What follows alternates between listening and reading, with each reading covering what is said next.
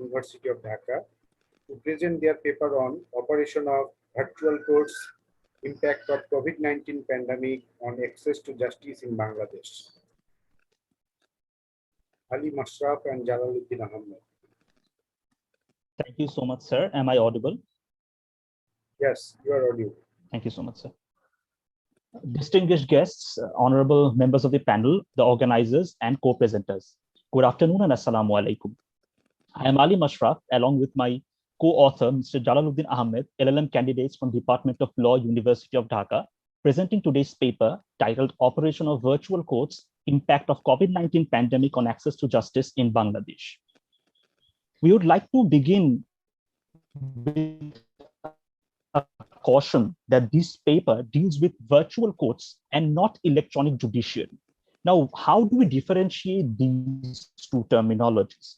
Virtual courts mean the operation of court proceedings via virtual platforms where only the court hearing will take place online, whereas e-judiciary means the entire process starting from the filing of the case documents to the court proceedings to the delivery of judgment will take place online, and the entire judicial system would be interconnected digitally.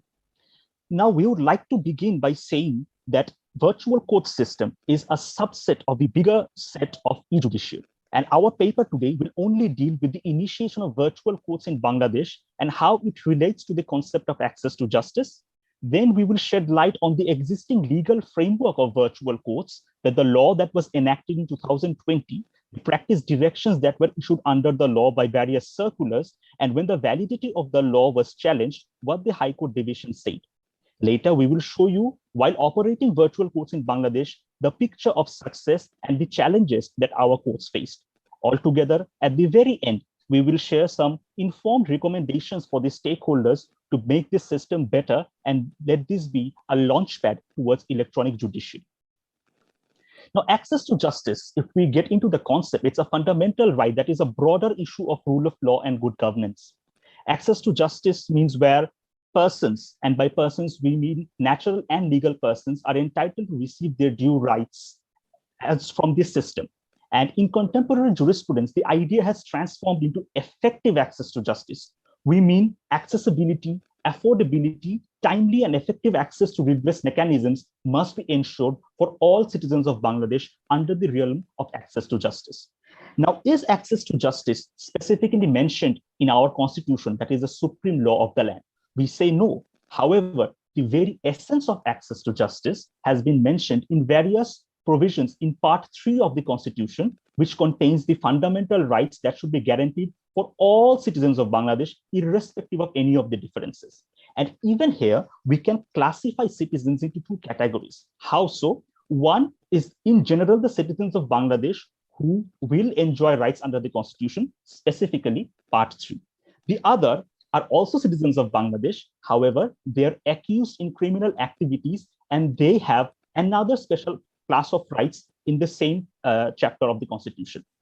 Article 35.3, therefore, in our opinion, is the main crux to access to justice for these individuals who are accused in criminal cases, as they have the right to a speedy and public trial in front of an independent tribunal. Whereas on the other hand, Article 27, equality before law and equal protection of law, as well as Article 31, which states right to protection of law and says that no action detrimental to life, liberty, body, reputation, or property of any citizens or person shall be taken except in accordance with law. This is generally applied to all class of citizens of Bangladesh. On the other hand, we have a special provision, Article 44, which states that when someone's fundamental right is violated, approaching the apex court itself is a fundamental right. Therefore, we see that the very notion of access to justice, although not verbatim, its essence has been in our constitution in Part 3. We would also like to mention one particular article, Article 33.2, which states that any person arrested and in custody should be produced before a magistrate within 24 hours, barring the time it takes them to reach the place of the magistrate. Now, why do we have we shed light on access to justice? Because this becomes essential when the court system is functioning. And our legal system mandates that the apex court of Bangladesh, the High Court division, as well as the appellate division, as the gatekeepers of the Constitution, should be running throughout the year. Even when it's in vacation, there will be vacation benches. Whereas our criminal justice system will run 24/7, and there is no specific vacation for the criminal justice system. To shed light on access to justice, it is also an international law obligation of Bangladesh under various international human rights law instruments. For example, Universal Declaration of Human Rights in Articles 7, 8, 9, and 10 specifically mention our mandate of access to justice, and in sort of way mirrors our constitutional provisions. The International Covenant on Civil and Political Rights also does this purpose about the right to free and fair public trial in front of an independent tribunal, as well as a right to a trial without undue delay, which further prejudices a person who is an accused in criminal case. Now, is access to justice only a part of civil and political rights or the fundamental rights? We say no. ICSCR does not contain any particular provision on access to justice, which is true. However, our economic and social and cultural rights are intricately related to access to justice. This is further propounded by the Sustainable Development Goals by the United Nations declared in 2015. SDG 16.3 mandates nations to the rule of law and access to justice. And we have seen in various research undertaken which show that access to justice not only creates better mechanism for ensuring CP, that is civil and political rights, but also ensures economic growth and equity and social justice, which further ensure the economic, social, and cultural rights, ESCR, of the citizens. Now we move towards the initiation of virtual courts in Bangladesh. How did it begin? Did it begin from a natural process? We say no. In 2020, on 8 March, 3 cases of COVID-19 were first detected in Bangladesh. 3 days later, World Health Organization declared COVID-19 as a global pandemic. The government of Bangladesh thereafter decided to declare a countrywide lockdown in the guise of general holidays for 2 weeks from 26 March 2020. The Supreme Court was in vacation at that time. However, vacation benches were running. The district courts, that is the subordinate judiciary, was running at full pace. However, due to the worsening situation, the Supreme Court Circular number 194 declared the vacation for both the divisions of the Supreme Court, as well as all other subordinate courts of Bangladesh from 29 March to 2 April 2020. This vacation by the government, as well as closure of courts, was extended from time to time later by gazette notifications and circulars by the government and the Supreme Court, respectively. From 29 March to 11 May 2020, for more than a month, all courts of Bangladesh went into holiday and there were no trial procedures taking place. Even trial procedures did not take place in magistrate courts, although magistrate courts were open in limited capacity in order to ensure its constitutional obligation. Meanwhile, what about the interlocutory orders and bail orders that were issued by the courts? Our Supreme Court, by various circulars and memoranda from time to time, increased the time limit or the operation of those orders and interlocutory orders and bail orders. Now, was justice even available at that time? We say no. Let alone accessible, justice was not available because the courts were not running at any capacity. The apex court, which guards the constitution, remained in vacation for more than a month. And we also know that the subordinate judiciary, the civil court system, was totally in vacation. The criminal judicial system, although in limited operation, did not hold trial procedure during this time. Thereafter, the Chief Justice requested the President of Bangladesh to promulgate an ordinance, and afterwards, under his power of Article 93.1, the President of Bangladesh promulgated the use of information technology by court ordinance 2020, paving the way towards initiating virtual court hearings in Bangladesh. The ordinance later became an act which contains 6 sections. We would like to shed light on some of the important provisions of the act.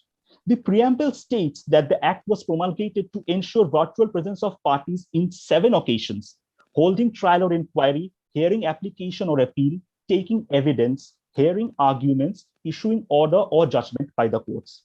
Point to be noted, this did not mention about filing of new cases. We also see that virtual presence was defined in section 2E as any person's presence in the trial procedure via audio, video, or any other similar electronic media. There is also a loophole in this definition, which we will shed light upon later. And section 3.1 empowered courts to conduct proceedings by using information technology.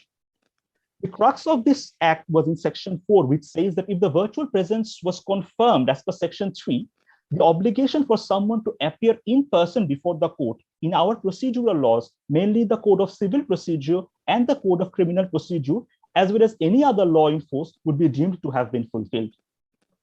Now, this act also kept place for numerous additions in future, and Section 5 empowered the appellate division and in cases the High Court division to issue practice directions from time to time, which is in consonance with Article 107.3 of the Constitution. Now, if we give you a holistic picture of the practice directions to the appellate division, the High Court division, and the subordinate judiciary, we see that for the Supreme Court, that is the AD and the HCD, lawyers had to attest a one-page application stating the urgency of their matters that they were bringing before the court. And the chamber judge of the appellate division was empowered to hear and dispose of urgent appeals, whereas the High Court division benches, 3 at that time, were only dealing with very urgent writ and civil matters, criminal and bail matters, and miscellaneous matters. On the other hand, our subordinate judiciary, civil courts were totally off, and only bail matters were being heard by the magistrate courts. There was a confusion regarding the platforms to be utilized for virtual court hearings. The practice directions of the Supreme Court said that the parties would be using either Microsoft Teams or any other video conferencing application, whereas the subordinate court circular said video conferencing platforms would be Zoom, Google Meet, or Microsoft Teams. We see a sort of inconsistency between the practice directions there. Moreover, other practice directions were issued from time to time by our Supreme Court, circulars extending the operation or limitation period of various interlocutory orders or bails, increasing the number of benches in the High Court division and the subordinate courts, ordering virtual hearing in civil courts for very urgent civil matters applications, as well as very recently, all subordinate courts and tribunals were ordered to hear and dispose of all types of civil and criminal revisions, appeals, and hear arguments, and even deliver verdicts in civil suits virtually. Now, after the virtual courts were initiated, in August 2020, in limited capacity, courts started functioning virtually. The Act of 2020 was challenged in the High Court division in the writ petition 4611 of 2020. The petitioner challenged the legality of the law due to being inconsistent with Article 35, 81, and 82 of the Constitution. The High Court division summarily rejected the writ petition, upheld the legality of the law, and even elaborated on 4 crucial issues which would ensure better application and enforcement of the law, which are access to internet, digital literacy, due process, cybersecurity, and privacy. Now, let me give you a snapshot of the success of virtual courts. In the first 10 days from 11 May 2020, 33,287 bail petitions were heard, and bails were granted to 20,938 individuals. In the first 35 days till 22 June, bail petitions were heard 95,523, and 49,762 prisoners were granted bail. Before the courts opened physically until 5 May, from 11 till 5 August, total number of bail petitions that were heard and disposed of stood at 136,399. And over the span of the last 2 years, the last 2 lockdowns, and in the 1 year of virtual court, from May 2020 to 24 May 2021, 215,000 bail petitions were heard, more than 106,000 detainees were released from prison. The appellate division disposed of more than 10,000 cases, and High Court divisions were disposing of more than 500 cases per day. But is it all about the success? We say no, there were numerous challenges that our courts faced. First of all, the operation of fundamental rights, which further relates to access to justice of citizens, was de facto suspended. We've already told you during the beginning of the pandemic how courts were in total closure for more than 1 month. Even when the courts started operating in limited capacity, it was not able to cater to everyone's right to justice. We know that only bail matters were heard at the very beginning. A study by BRAC Human Rights and Legal Services says from 21 March to 9 April 2020, total number of violence against women and children reported cases was 262. None of these 262 cases at least could not see the light of the day in the courts due to courts only hearing bail matters.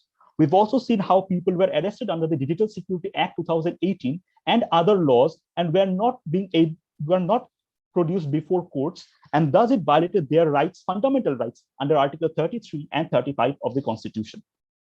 Secondly, we also see some of the loopholes in the Act, the preamble not mentioning anything about filing of new cases. This gave rise to some conflicting interpretations, which was thankfully later resolved by the Appellate Division's order in Civil Appeal No. 28 of 2019.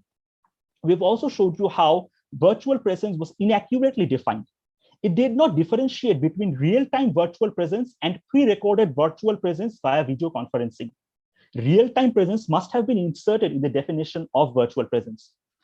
Moreover, the 2020 Act was insufficient to conduct all stages of a suit or trial virtually because the procedure was more of physical court in nature. We have to mention, as you can see on the screen, that the Bangladesh Law Commission had a draft সাক্ষ্য ও বিচার কার্যক্রমে তথ্য প্রযুক্তির ব্যবহার আইন, the English of which is Use of Information Technology in Evidentiary and Judicial Proceedings Act 2019. But the government, the legislator, did not enact this law. As a result, only limited functioning of courts could be ensured. We have also showed you some of the challenges regarding the inconsistencies in the directions. We would also like to tell you about the security concerns due to use of third-party open source platforms, Zoom, Google Meet, etc. Gmail addresses were being used to share confidential case data, which could have been compromised at any time by hackers. And lastly, lack of uninterrupted power and internet connection and lack of digital literacy is always a problem in Bangladesh. Please complete your presentation within 5 minutes. Thank you so much, sir. But the biggest problem of all is the increasing backlog of cases. The current figure of backlog of cases is 38 lakhs. And with the limited function of courts, it is feared that it may rise to even 50 lakhs. Based on these problems, we would like to offer some recommendations to the stakeholders. Firstly, we say that the 2020 Act should be amended in light of the recommendations provided by the Law Commission. The Law Commission in a report asked the government, the parliament, to amend some of the provisions of the law. The report which we have shown you on the screen is available on Law Commission's website. Moreover, we have already told you how the 2019 Draft Use of Information Technology in Evidentiary and Judicial Proceedings Act must be enacted in order to complement the provision of this law. We've also would like to recommend that cases and suits which are in the judgment stage can be disposed of virtually. The Supreme Court circular, which was recently issued, also asks courts to do so. And a new protocol for operation of virtual courts can be initiated.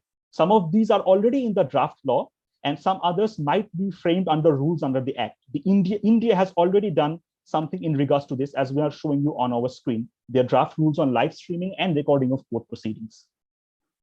Now, we have already shown you the draft 2019 Act. However, we are also showing some of the important provisions which you can see from the screen.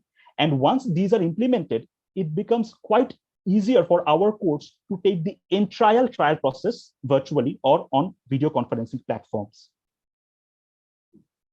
We also would like to suggest bigger and more secure servers to install in Supreme Court and in other subordinate courts. Justice M. Imran Ali in a recent webinar stated that more courts were not functioning due to lack of space on the server. We believe premium services can be availed in this regard, and budgetary allocations must also be made. Currently, the budgetary allocation for the judiciary stands at 0.345%, and it never rose to more than 0.5% in the last 5 years. Ideally, budget for the judiciary should be 1% of the entire budget of the nation. We believe a change must be ensured in this area. We would also like to state that budgetary allocations on internet accessibility, fiber optic connection, strong mobile connection, and internet bandwidth and data must be looked into, and the government must pay heed to these areas. Moreover, we must also give more emphasis to alternative dispute resolution mechanisms to reduce backlog of cases. ODR is now a popular mechanism all over the world. In Bangladesh, this must be initiated, and ADR, which is mandatory under sections 89A to 89E under CPC, as well as other laws currently in force, and some of which the High Court has even directed the courts to do so, the Money Loans Court Act 2003 and the Labor Act 2006. In all these cases, suits, trials, ADR must be initiated at the quickest time possible in order to reduce more cases going to the trial phase as well as the appellate phase in our apex courts. We'd also like to state that training has been an issue, and we believe a coordinated approach by the Bar Council, Supreme Court, District Court, Bar Associations should be provided, and video conferencing facilities must be given to the lawyers.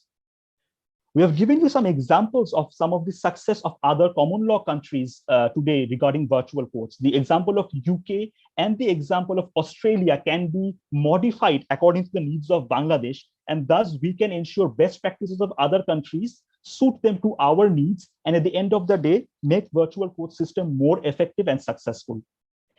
In the end, we would like to say that training, increase in budgetary allocations, and coordination between all stakeholders is needed to increase the effectiveness of virtual courts and ensure access to justice for all. And we believe more emphasis should be given to our subordinate judiciary.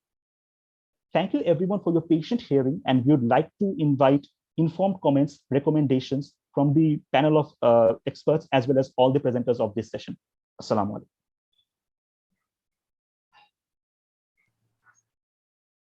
Thank you, Ali Mashraf, for your wonderful presentation. Now I'd like to invite Bharat Kumar Rohalan